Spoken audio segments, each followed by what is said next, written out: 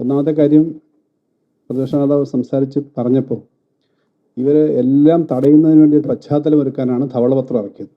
ധവളപത്രം കഴിഞ്ഞിട്ട് ബഡ്ജറ്റ് ഇറക്കിയതും അതിനുവേണ്ടി തന്നെയാണ്. ഇപ്പോൾ എല്ലാ മേഖലയിലും വലിയ തോതിലുള്ള കട്ടിങ് വരുന്നു. ഇന്ന് തന്നെ ഒരാൾ, എനിക്കൊരു പരിചയമില്ല, വിളിച്ചിട്ട് ഈ കണക്ട് വർക്കിൻ്റെ പണം കിട്ടാത്തതിനെ പറ്റിയും സ്ത്രീ സുരക്ഷാ പദ്ധതിയുടെ പണം കിട്ടാത്തതിനെ പറ്റി ചോദിക്കുകയാണ്. കിട്ടിക്കൊണ്ടിരുന്ന ആൾക്ക് പണം കിട്ടുന്നില്ല. അതിനേക്കാൾ ഏറ്റവും ഗുരുതരമായി ഇപ്പോൾ കേരളത്തിൽ ഏറ്റവും ചർച്ച ചെയ്യപ്പെടുന്ന വിഷയം, തദ്ദേശ സ്വയംഭരണ സ്ഥാപനങ്ങൾക്കൊന്നും പണം കൊടുത്തിട്ടേ ഇല്ല. ഇപ്പോൾ ഈ ഗഡു പണം കൊടുക്കേണ്ടതാണ്. നമ്മൾ കഴിഞ്ഞ ഗവൺമെൻറ് സമയത്ത് മൂന്നാമത്തെ ഗഡു 2000 ചില്ലാനം കോടി രൂപ കൊടുക്കാനുണ്ട്. കൊടുക്കാൻ ധനകാര്യ വകുപ്പിൽ നിന്ന് മന്ത്രി ഒപ്പിട്ട് പേപ്പർ പോയി. പക്ഷെ തെരഞ്ഞെടുപ്പ് പ്രഖ്യാപിച്ച സമയമായതുകൊണ്ട് ചീഫ് സെക്രട്ടറിയും ഫിനാൻസ് സെക്രട്ടറിയും സ്വാഭാവികമായും അവർ ഇത്രയും വലിയ തുക ആയതുകൊണ്ട് തന്നെ ഇലക്ഷൻ പ്രഖ്യാപിക്കുന്ന സമയത്ത് ഇലക്ഷൻ കമ്മീഷൻ്റെ അനുവാദം മേടിക്കണം. ആ കത്ത് ഇലക്ഷൻ കമ്മീഷന് പോയി. പണം നമ്മുടെ ഇല്ലാഞ്ഞിട്ടല്ല, 6300 കോടി രൂപ ഖജനാവിൽ ഉണ്ടായിരുന്നു എന്ന് പറയുന്നത് ആ കണക്ക് നിങ്ങൾക്കറിയാം. പക്ഷേ ഇലക്ഷൻ കമ്മീഷൻ അനുവാദം തന്നില്ല. ഇത് അസംബ്ലിയിൽ നമ്മൾ പറഞ്ഞു ഇലക്ഷൻ കമ്മീഷൻ അനുവാദം കൊടുക്കേണ്ടതാണ്. ഇത് ആ വർഷം അപ്പോൾ കൊടുക്കാൻ പറ്റിയില്ലെങ്കിൽ തൊട്ടടുത്ത വർഷം അതിന് പിന്നെ കൊടുക്കുന്നതിനുള്ള സ്പിൽ ഓവർ എന്ന് പറഞ്ഞ് കൊടുക്കുന്ന പതിവുണ്ട്. ആ പണം കൊടുത്തില്ല. ഈ വർഷം ആദ്യം കൊടുക്കേണ്ട പണവും ഇതുവരെ കൊടുത്തിട്ടില്ല. പഞ്ചായത്തുകളിൽ വലിയ പ്രശ്നമാണ്. ഓട്ടിസം പോലെയുള്ള സ്കൂളുകളിൽ അവർക്ക് നടത്തേണ്ട പണം, ചില അംഗൻവാടിക്ക് കൊടുക്കേണ്ടത്, ആശുപത്രിക്ക് കൊടുക്കേണ്ട പണമൊന്നും കൊടുക്കാൻ പറ്റുന്നില്ല.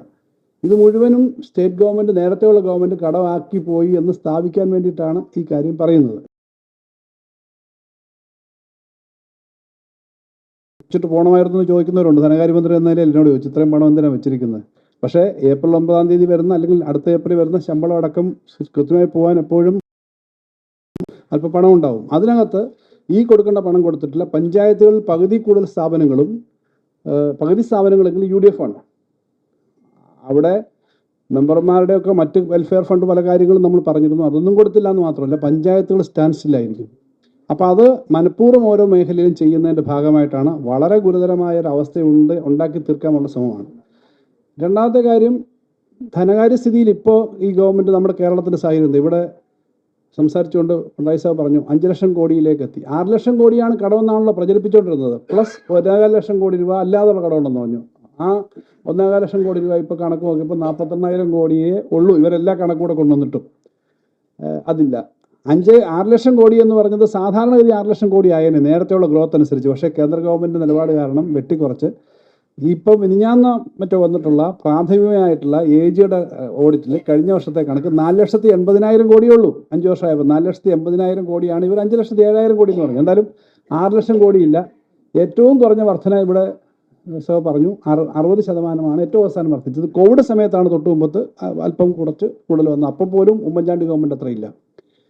ഏറ്റവും വലിയ സാമ്പത്തിക പ്രതിസന്ധി വന്നൊരു ഘട്ടം, ബുദ്ധിമുട്ട് വന്ന ഘട്ടം രണ്ടാം ഗവൺമെൻറ് ആദ്യത്തെ 3 വർഷമായിരുന്നു. മറ്റൊന്നും കൊണ്ടല്ല, കോവിഡിൻ്റെ ഒരു പശ്ചാത്തലം, വലിയ തോതിലുള്ളായിരുന്ന സാമ്പത്തിക തളർച്ച.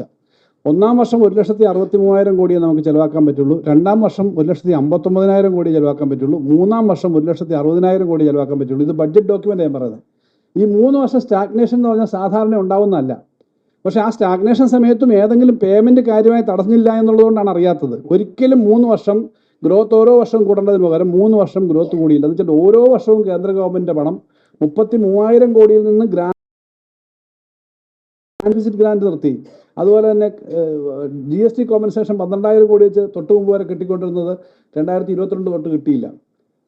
കിഫ്ബിയുടെയും പെൻഷൻ കമ്പനിയുടെ ബോറോയും കൂടി വെട്ടിക്കുറച്ചു. ഇങ്ങനെ വന്ന കുറവ് കൊണ്ടാണ് ഈ 1,60,000 കോടിയിൽ നിന്ന് നമ്മളെങ്ങനെയാണ് ഇത്രയും വെട്ടിക്കുറച്ചിട്ട് പിടിച്ചു തന്നത്. ഇവിടെ പറഞ്ഞു ഏതെങ്ങനെയാണ് വരുമാനം നമ്മൾ ഇരട്ടിയായി വർദ്ധിച്ചു. എന്നിട്ട് പോലും നമുക്ക് പിടിച്ചു നിൽക്കാൻ ബുദ്ധിമുട്ട് വന്നു. ആ 3 വർഷമാണ് ഏറ്റവും കൂടുതൽ നമുക്ക് ബുദ്ധിമുട്ട് വന്നത്. പക്ഷേ ഇവർ വിചാരിച്ചത് ഖജനാവ് അടച്ചുപൂട്ടുമെന്ന്, അടച്ചുപൂട്ടിയില്ല.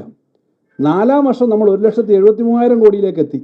5-ാം വർഷം ഏറ്റവും ലാസ്റ്റ് വർഷം 1,93,000 കോടി ചിലവാക്കി. അപ്പോൾ ഗ്രോത്ത് വന്നു. അതുകൊണ്ടാണ് നമ്മൾ മുന്നോട്ടാണെന്ന് നമ്മൾ പറഞ്ഞത്. ഇപ്പോൾ ധവളപത്ര വിദഗ്ധന്മാർ എന്നുവെച്ചാൽ പ്രധാനപ്പെട്ട ആളുകളാണല്ലോ, പഴയ ക്യാബിനറ്റ് സെക്രട്ടറി ഉൾപ്പെടെയുള്ള ആളുകൾ തയ്യാറാക്കിയ കണക്കനുസരിച്ച് ഈ വർഷത്തെ ബഡ്ജറ്റിനകത്ത് അവരെല്ലാം തിരുത്തി വെട്ടിക്കുറച്ച് വന്നത് എത്ര? 2,27,000 കോടി. ഞങ്ങൾ വെച്ച കണക്ക് 2,39,000 കോടിയാണ് കേന്ദ്രത്തിൽ നിന്ന് കിട്ടാനുള്ള റവന്യൂ ഡെഫിസിറ്റ് ഗ്രാൻഡൂടെ കിട്ടണം. അത് കിട്ടുന്നില്ല, തരേണ്ടതാണ്. ഇപ്പോഴും അത് ക്ലോസ് ചെയ്തിട്ടില്ല. തരണമെന്ന് ഞങ്ങൾ ആവശ്യപ്പെട്ടിരിക്കുകയാണ്. ഇവിടെ പ്രമേയം പാസ്സാക്കണമെന്ന് പറഞ്ഞു. ഏതായാലും മുഖ്യമന്ത്രി അതിനകത്ത് ഈൽഡ് ചെയ്തില്ല.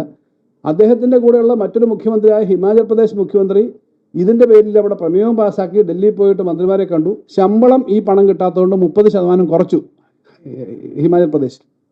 ഇപ്പോൾ കിട്ടേണ്ടതാണ് ആ പണം, എന്നാലും അത് കുറച്ചിട്ടാണ് അവർ തയ്യാറാക്കിയ ബഡ്ജറ്റ്. നിങ്ങൾ നോക്കണം, 2,27,500 കോടിയാണ് ഈ വർഷത്തെ ബഡ്ജറ്റ്. ഈ കണക്കെല്ലാം വെട്ടിക്കുറച്ചിട്ട്. അപ്പോൾ കഴിഞ്ഞ വർഷത്തേക്കാൾ എത്ര കൂടുതൽ? 30,000 കോടി.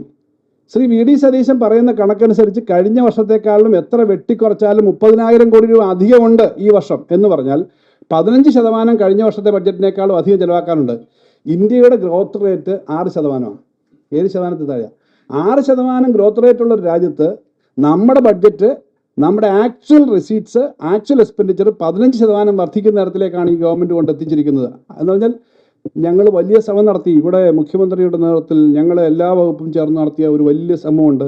ഈ നമ്മുടെ ഈ വർഷത്തെ 16th ഫിനാൻസ് കമ്മീഷൻ്റെ തുക വർദ്ധിപ്പിക്കണം. അത് വർദ്ധിച്ചു. 10,000 കോടിയാണ് അതിൻ്റെ പേര് വർദ്ധിക്കുന്നത്. അങ്ങനെ മറ്റു പല വരുമാന വർധനയും വന്നു. ഇപ്പോൾ GSTയിലും നല്ല കളക്ഷൻ വന്നിട്ടുണ്ട്. പൊതുവിൽ എക്കണോമി കുറച്ചുകൂടെ മെച്ചപ്പെട്ടു. അപ്പോൾ 30,000 കോടി രൂപ നിങ്ങൾ കഴിഞ്ഞ വർഷങ്ങളിൽ കണക്കെടുത്തോ? കഴിഞ്ഞ 10-20 വർഷത്തെ കണക്കെടുത്താൽ ഒറ്റ വർഷം കൊണ്ട് 15% വർധന ഒരു വർഷവും വന്നിട്ടില്ല. ഈ KM ചന്ദ്രശേഖർ അടക്കമുള്ളവർ വെട്ടിക്കുറച്ചതിന് ശേഷവും വന്നിട്ടില്ല. കേന്ദ്ര ഗവൺമെൻറ് ഈ വരുമാനം ഉണ്ടില്ല. അങ്ങനെ വരുമാനം വരുന്ന തരത്തിലേക്ക് എക്കണോമി മാറുന്നതിന് കഴിഞ്ഞ 10 വർഷക്കാലത്തെ വലിയ പ്രവർത്തനമുണ്ട്. അതിന് കിഫ്ബിയുടെ പ്രവർത്തനമുണ്ട്, അടിസ്ഥാന സൗകര്യ വികസനം വന്നതുകൊണ്ട്, എക്കണോമിക് ഡെവലപ്മെൻ്റ് ഉണ്ട്. അങ്ങനെ വന്ന 30,000 കോടി രൂപയും കൂടി വർധനം വന്നൊരു സമയത്തും പറയുകയാണ് ആകെ തകർന്നിരിക്കുന്നു. ആ തകർന്നിരിക്കുന്നു എന്ന് പറയുന്നത് സ്ഥാപിക്കാൻ വേണ്ടിയിട്ടാണ്. പഞ്ചായത്തിനും പണം കൊടുക്കുന്നില്ല, ആശുപത്രിക്കും പണം കൊടുക്കുന്നില്ല, മറ്റുള്ളിടത്തും പണം കൊടുക്കാതിരിക്കുന്നു എന്നുള്ളത് വളരെ തെറ്റായ കാര്യമാണ്. പച്ചക്കള്ളം എന്നും പറഞ്ഞ് സ്ഥാപിക്കാൻ ശ്രമിക്കുന്ന ഒരു രീതിയുണ്ട്. പക്ഷേ ഈ കണക്കുകൾ വെച്ചിട്ട് നോക്കിയാൽ നിങ്ങൾക്ക് ഈ ബഡ്ജറ്റ് ഡോക്യുമെൻ്റ് എടുത്ത് നോക്കിയാൽ അറിയാം. അതുകൊണ്ടാണ് വസ്തുതകളുടെ ധവളപത്രം എന്ന നിലയിൽ ഈ കാര്യങ്ങളെല്ലാം ചേർത്തിട്ട് നമ്മൾ കാര്യം പറയുന്നത്. തെറ്റിദ്ധരിപ്പിക്കുന്ന തരത്തിലേക്ക് കാര്യങ്ങൾ മുന്നോട്ട് കൊണ്ടുപോകാൻ പാടില്ല. എന്തായാലും കേരളം നന്നായി പോകണമെന്ന് ആഗ്രഹിക്കുന്നവരാണ് നമ്മളെല്ലാവരും, പ്രതിപക്ഷമായാലും ഭരണപക്ഷമായാലും അതിനാണ്. പക്ഷേ സത്യസന്ധമായി കാര്യങ്ങൾ ചെയ്യാൻ ഇനിയെങ്കിലും ഈ അധികാരത്തിൽ വന്ന ആളുകൾ തയ്യാറാകണമെന്ന് ബോധ്യപ്പെടുത്താനും അതിനു വേണ്ടിയിട്ടുള്ള കാര്യങ്ങൾ ഞങ്ങളെല്ലാം മനസ്സിലാക്കുന്നുണ്ട് എന്ന് സമൂഹം പറയാനും വേണ്ടിയിട്ടാണ് ഈ രേഖകൾ തയ്യാറാക്കിയിരിക്കുന്നത്. അതെല്ലാവരും മനസ്സിലാക്കുമെന്ന് കരുതുന്നു. ആശംസകൾ.